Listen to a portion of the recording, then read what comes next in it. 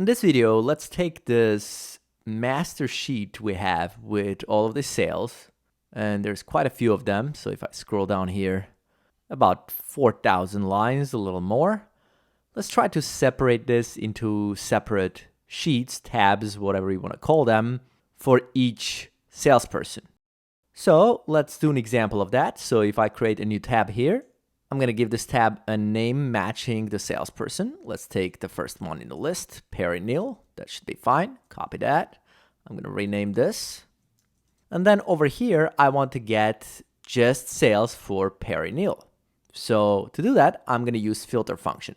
So I'm going to skip the first line, first row here, because I'm going to put headers there. So I'm going to go here to line 2 and do equals filter. That's the function we're going to use here.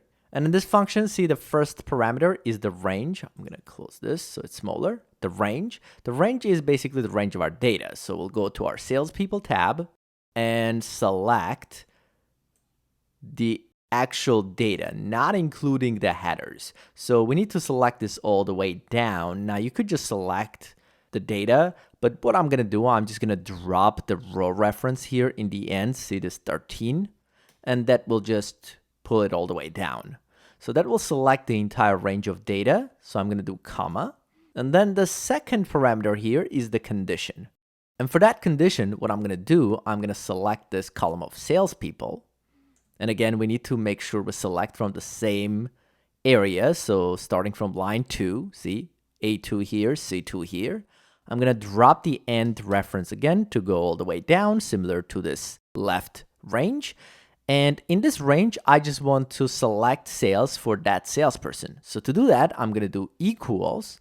And then in quotations, I'm going to paste that person's name. So if I just close this parentheses right now and hit enter, you'll see that we're going to get just the list for Perry Neal. See, 243 lines apparently. Now, if we wanted this to be nice, now we also probably want to add this column names on top. Right there. So this is going to be the list for Perry Neal. Now, if we wanted to do another person, we basically have to repeat this. So we would add another worksheet and go to salespeople and grab the next person, Jerry Jefferson, and paste the name here. And then we're going to do our filter function all over again here. It's going to be the same function, only instead of Perry Neal, it's going to refer to Jerry. So we'll do equals filter, open parentheses. We're going to go to sales data again, select the data range, not including headers, drop the end reference, comma, and then salespeople after comma up to the same line 2. Drop the end reference, and I want it to be equal to, in quotations, I'm going to do Jerry Jefferson, close parentheses, and hit enter. And that should get me this. And finally, we want to do the column names, and that should be everything for Jerry Jefferson. Now, the good thing about this setup, or maybe that's not a good thing, depending on what you're trying to accomplish, is that if I go back to sales data here and add more sales to this list. So let's just do 200 more lines here, and let's try to add something for Jerry Jefferson, a new one to the bottom. And I'm going to change this up a little bit so we can kind of see what's going on here.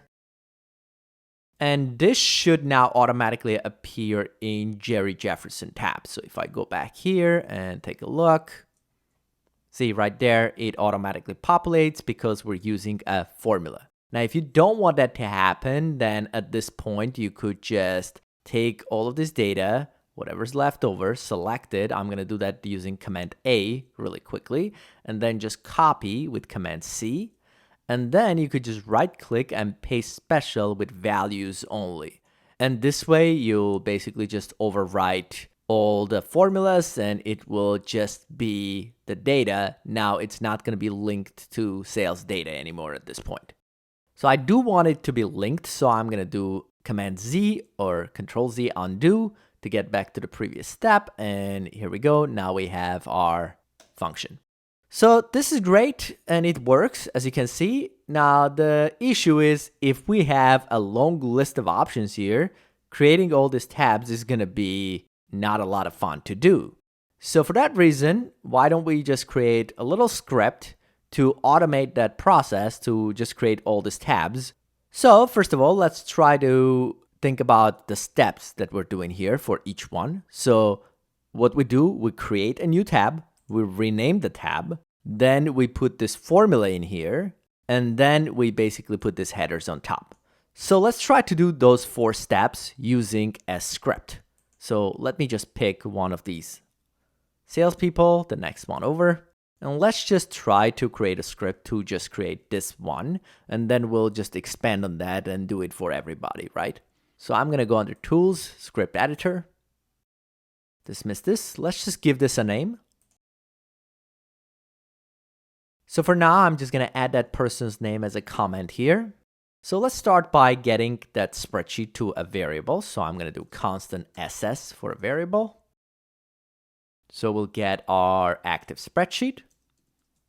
So once we have the spreadsheet, now in this spreadsheet, we want to basically create a new worksheet. So I'm going to create SS dot, let's see what it's called. Is it insert or create? Insert sheet. So that should create a new worksheet for us. So let's just give this a variable name. Maybe I'll do let for this one. Okay, so now this is going to be the worksheet that's going to be created at this point. So remember, we want to create the worksheet.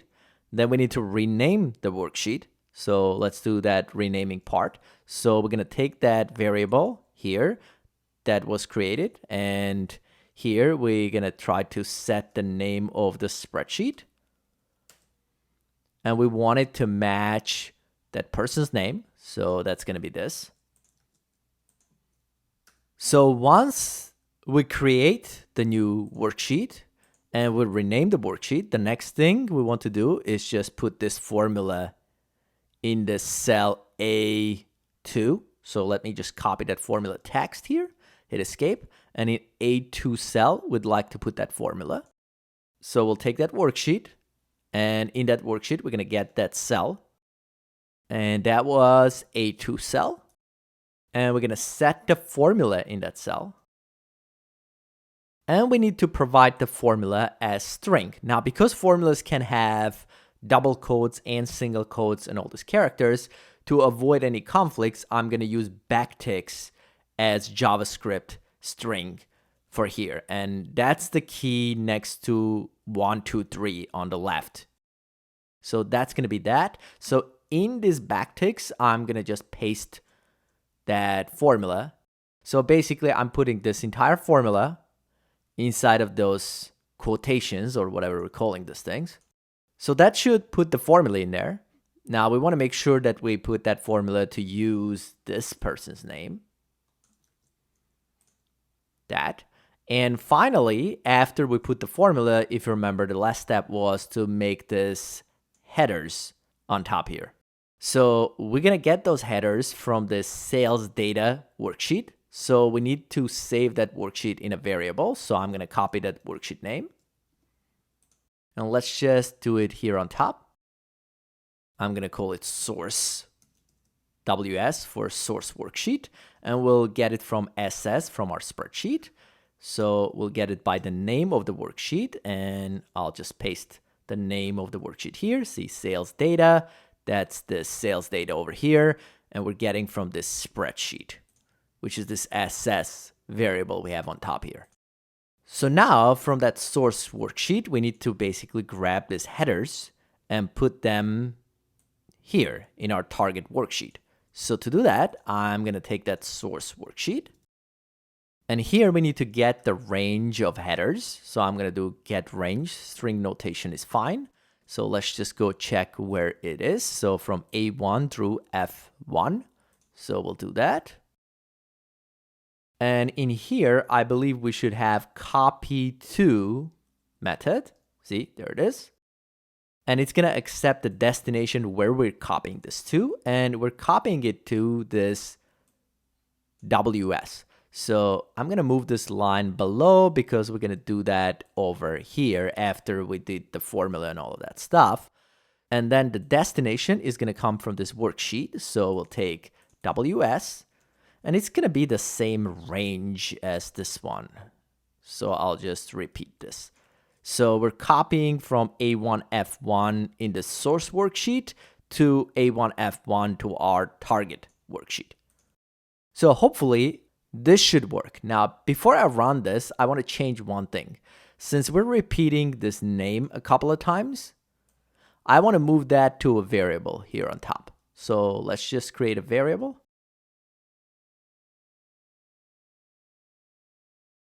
And I will move this below this main worksheets that we get here, just like this. And then I want to use this variable now in here. So instead of doing this, I'll just use the variable name. And then in here, I want to use the variable name, but this is inside of the string. And because we're in V8 engine now, we should be able to just take this and use some special notation here. So if I do $, this curly brackets, then I should be able to just put that variable in here, and it would know that this means to grab this variable content and put that wherever this $, and all this stuff goes. So just like that, we should have now this variable working. Now, I'm going to save this. I'm going to go ahead and run this. Now, before I do that, let's make sure this worksheet doesn't exist. See, it does not. So let's just go ahead and run this. So some permissions.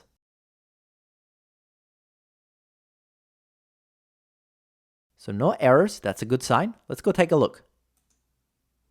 That's there. We have all of this. We have the data. We have the formula. So that worked just fine, as you can see.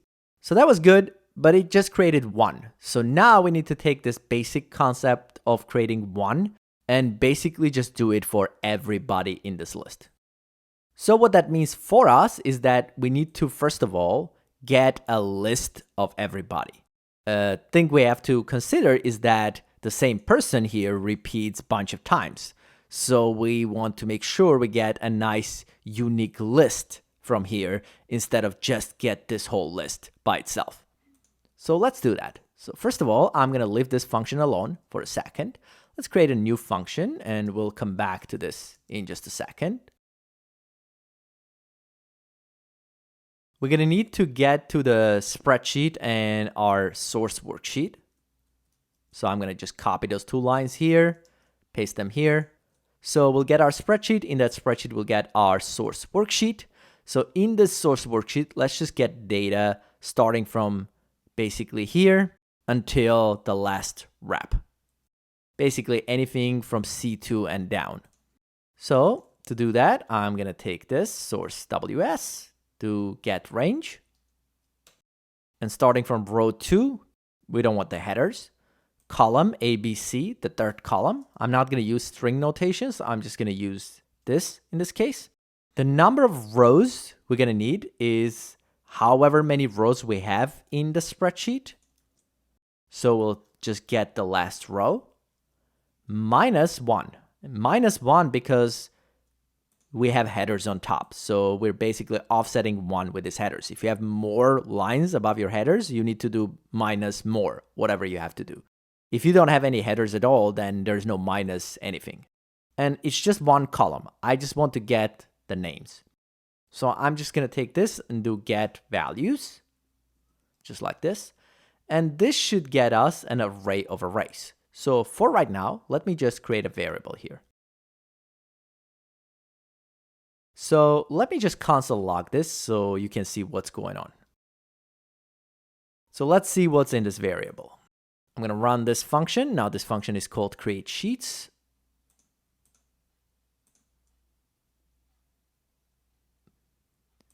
And if we just take a look at our log, okay, so we had to wait a little bit. But here, as you can see, we basically got that column of values. And this column of values comes in this format of array of arrays. So this is an array, and then we have this perennial in an array because it considers this one of the rows, but since it's just one column, it's just one thing. If we had multiple columns, it would be comma separated here. And so it goes. Now I want to get rid of that array of array structures. I just want the basic list. So to do that, I'm just going to take that salespeople thing and I'm going to map it. So let me just push this. I'm going to do that here. And in JavaScript, we can do this type of things. This is similar to just having one line. I'm just doing this so I can kind of keep writing here. So after this, I'm going to do dot. That's going to be that array. And I'm going to map that array to a new array. And this one I'm going to push to the next line too, like this. So it looks prettier, I guess. And for each row, or maybe SP for salesperson, we're going to return that SP in the first position in that array, because it's an array of one salesperson. So I just want to return that salesperson without the array. So by doing this, if I just rerun this, so you can see what goes on under this salespeople in console log. See, we have to wait for logs, which is annoying sometimes, but that's a part of working in a cloud, I guess. So there we go. See, we have now just salespeople's list, comma separated, and we don't have those array brackets anymore. So we just got a list. The only problem with this list is that it has a lot of duplicates of the same person repeating here. We just need a clean list of salespeople. So to do that, we're going to use what's called a set in JavaScript. So let's create a variable. And here we're going to create a new set. And set is sort of like an array type of structure, but it can only contain unique values. So what we're going to do inside of the set, I'm just going to try to deconstruct the array we have on top here. So I'm going to take that. I'm not sure if we're calling this deconstruct or destructure. Anyways, doesn't matter. Let's just try to log this set and see what's going on. So I'm going to save this and run. So that shows it's an object of some sort. It seems to be empty in this log from what I can tell. Maybe I'm doing something wrong, but maybe it's just not able to log the set very well. So let's just try to turn that set back into an array. And we should be able to do that by doing something like this. We'll put it in an array and we'll deconstruct that.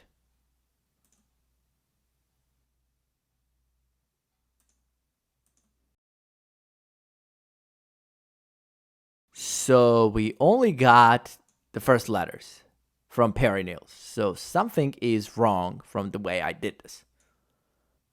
So it appears to me we probably didn't need to destructure this thing over here. We should be able to just pass the array just like this, create a set out of it, and then just deconstruct it to an array again. Let's try to do this and see what happens.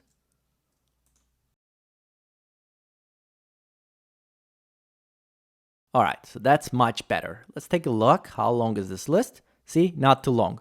So that gives us a nice, clean, unique list of people from that huge column of about 4,000 some rows. So now that we have this list of people, now we're going to use that list to create all the tabs. But before we do that, we need to do another thing. We want to make sure that before we go ahead and create the tab, we want to check if the tab already exists. So if I already have perennial, I don't want to create another tab that's called perennial. As a matter of fact, if I try to do that, I'm going to get an error and it's going to fail.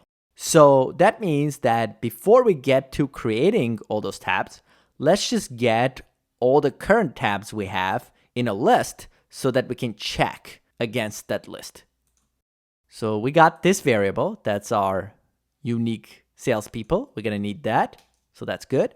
But in addition to that, let's also get current worksheets.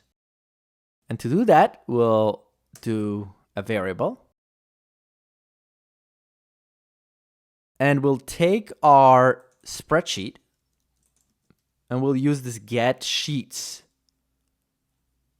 That returns an array of sheet objects. Now, we don't want sheet objects. We just want the names. So what I'm going to do, I'm going to take that and I'm going to map through that list again. And from that list for each, I'm going to call it S for sheet.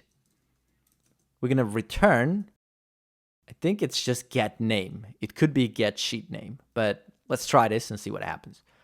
So I'm going to get just the name of the worksheet. Let's try to console log this and see what it looks like.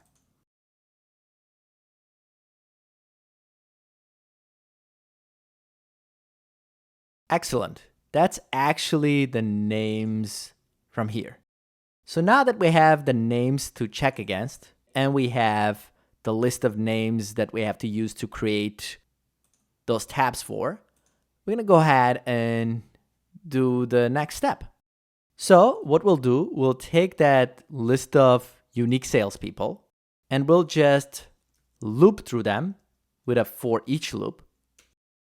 And inside of that, we're going to do a callback function. So for each salesperson, and I'm going to call it sales rep, we're going to first check if that salesperson is already in the list of our current sheet names. If it is, we don't want to create another sheet for that salesperson. So we'll do an if statement. So we'll take our current sheet names and check if that includes method on an array in JavaScript. We'll check if it contains that name pretty much, and sales rep that. So this is going to check if it includes that salesperson's name. And if it does, it's going to give us true. That means that it's going to try to do whatever we do inside of here, inside of this if statement, when this is true. But that's the opposite of what I'm trying to do. I want to create it when it's not already in the list. So I'm going to do an exclamation sign in front to do the opposite of this. Let me just do a couple of comments here.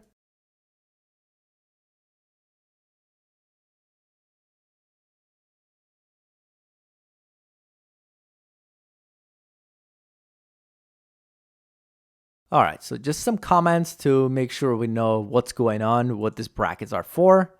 And at this point now here, we're going to do the part where we actually create the worksheet. And lucky for us, we've already kind of done that. So I'm going to just scroll down. Now, these two lines, I don't really have to do because we already have them here on top. We get the spreadsheet and the source worksheet. So there's no reason for me to repeat those two.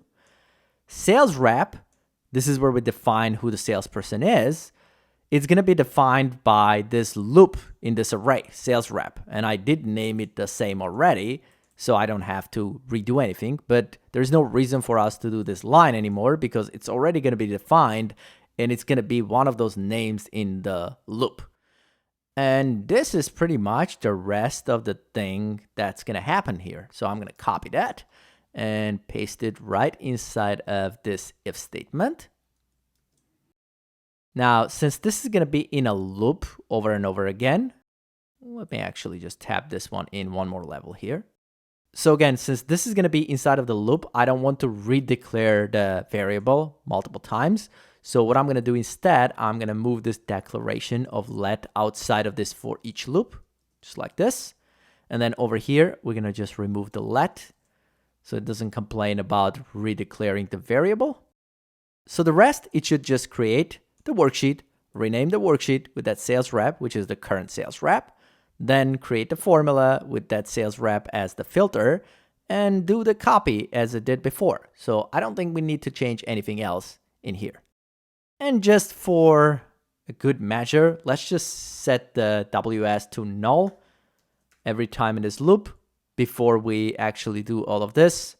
So I'm going to save this, and we're not going to be using this. So I'm going to get rid of that one. And this should be our function, create sheets. So let's go ahead and run this and see what happens. So right now we have these 3 worksheets, and let's run this.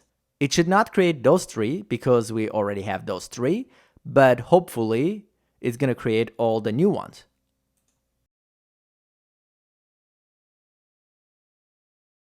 So that took a little bit of time. Let's take a look and see what this looks like. So as you can see, we got a bunch of tabs now. Let's go to this one. That's the correct thing.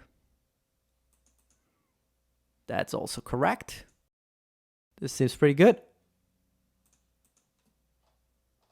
See, we have all of these salespeople. And because of the way we did this, if I go back and rerun this, nothing should happen because we already have everybody. See, it went through really fast because there was no need to create any worksheets anymore. And we should only just have every salesperson just once. Very nice. And if we just go ahead and delete one of these, so let me just go to this, let's say, Perennial, and let's go ahead and delete that one. So now we don't have Perennial in the list. If I go back and rerun it, it should recreate that tab. And there's Perennial now.